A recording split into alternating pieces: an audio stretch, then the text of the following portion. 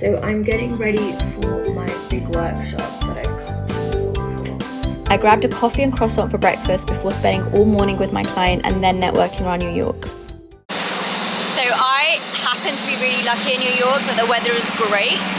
I did a really good workshop this morning, maybe one of my best, but the client loved it, so that's where I've been. And now I am heading to LinkedIn's offices in the Empire State Building for a coffee catch-up, and I've got about 3 coffees / teas and drinks there near the Empire State Building before I check out from this hotel and check into my new one, which is in Soho, Tribeca.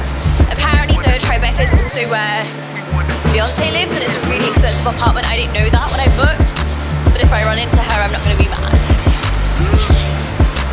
Given that I was actually named as LinkedIn Changemaker and Top Voice 2021 and 2022, it was really exciting then to go to LinkedIn's offices, which were epic, and also in the Empire State Building. The way that I made this happen was literally messaging people from LinkedIn before I went to New York to say, hey, I'm coming, are you free for a coffee, for a quick chat?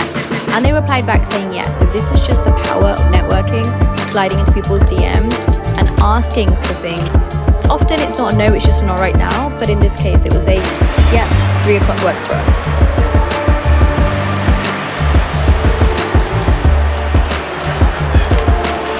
After my meeting with LinkedIn, I met Kesi for a quick bite of lunch. We actually went to Kesi's favorite restaurant in town near Times Square, which was a sushi place, and it's so nice to be meeting people when you're in the city because you can learn from a local. And then I went and met Colin for a little bit of shopping. Both these people I've met through various events and online presence, so it's just great to connect in real life. And then, as you can imagine, I've just spent the whole day talking to various people, leading workshops and just networking around New York. I checked into the new hotel that I was staying in and just fell asleep.